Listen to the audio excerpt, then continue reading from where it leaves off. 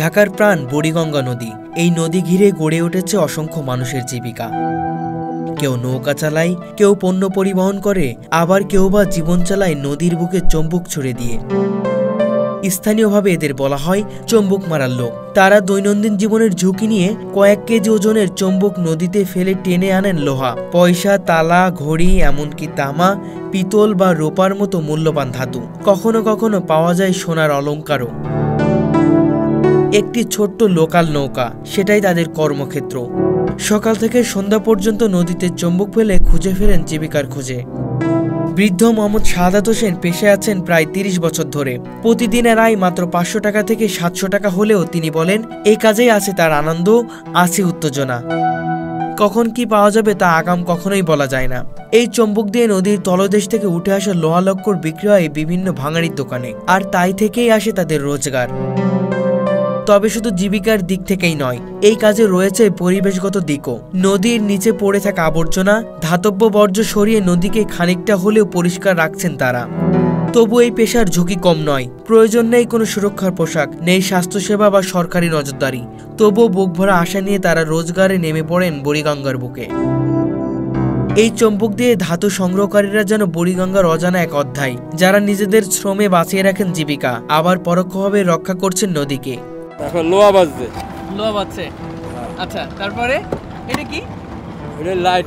ও, এটা মানে লঞ্চের লাইট নাকি? হ্যাঁ। এই সদরঘাটের এই পানির নিচে এমন শত শত কুফরি তাবিজের কথা আমরা শুনেছি ইতিপূর্বে, তবে এখন কিন্তু নিজের চোখে দেখছি। এটা ভিতরে তালা আছে, মানে লাল সুতাতে বাঁধার কারণ। হ্যাঁ, ওই যে কুফরি।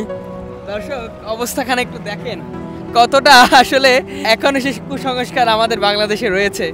দর্শক, একটু দেখায় আপনাদেরকে কি এইটা।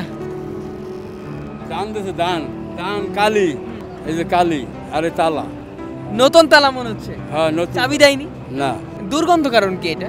এটা দুর্গন্ধ কারণ এই যে দান পচি গেছে, দান দিয়েছে, এলাচ দিতেছে, কালি দিয়েছে, চুলার কালি, লার্কির। আর এটা তো কোরআন লেখা। কোনটা? কোরআন। হ্যাঁ দর্শক, কোরআনের আয়াত এতে লেখা থাকে, এমনটাই কিন্তু তিনি বলছেন। হ্যাঁ, বুঝছি গেছে। এভাবেই পানির নিচ থেকে সংগ্রহ করছে। আপনি সবচেয়ে দামি কি জিনিস পেয়েছেন? ওই বড় বড় লোহা। একদিন সর্বোচ্চ কত কেজি লোহা সংগ্রহ করতে পারেন? ও আল্লাহ দিলে 50 কেজি, 60 কেজি, 80 কেজি। প্রতি কেজি কত করে বিক্রি করেন? 550। নৌকা টিকার আমার, আপনারই নৌকা। দিন শেষে 1000 টাকা তো ইনকাম হয় প্রতিদিন নাকি? ওই 500, 700, 1000।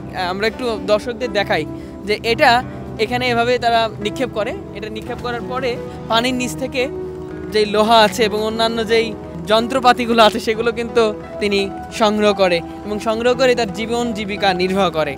আমরা দেখাবো এটা ফেলার পরে আর কি কি ওঠে। দর্শক, দেখতে পাচ্ছেন যে এই চম্বুকটি পানির নিচে ফেলেছিল এবং পানির নিচে ফেলার পরে এখন এটি তোলা হচ্ছে। আমরা দেখব কি কি পেয়েছে এর নিচ থেকে, কি কি পেয়েছে সেটা আপনাদেরকে একটু দেখাই।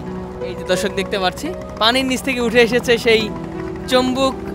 চম্বুকে আসলে কি কি বেঁধেছে একটু বলবেন? জং বেঁধেছে, জং লোহা। আচ্ছা এখন তো লঞ্চ কম, ভাঙতেছে কম। আচ্ছা। আগে ভাঙতো বেশি, পাইতেন বেশি। হ্যাঁ, পদ্মা ব্রিজ চালু হওয়ার আগে। আচ্ছা। এখন পান না, কারণ কি? ওই লঞ্চ কম। দর্শক, আমরা চেষ্টা করছিলাম সদরঘাট থেকে মোহাম্মদ শাহাদাত হোসেনের এই 30 বছরের জীবন সম্পর্কে আপনাদেরকে জানানোর জন্য। অবশ্যই কমেন্ট করে জানাবেন আপনাদের কেমন লেগেছে। আবারও দেখা হবে কোনো একটি বিষয় নিয়ে। সেই পর্যন্ত ভালো থাকবেন, সুস্থ থাকবেন। সবাইকে আল্লাহ হাফেজ, আসসালামু আলাইকুম।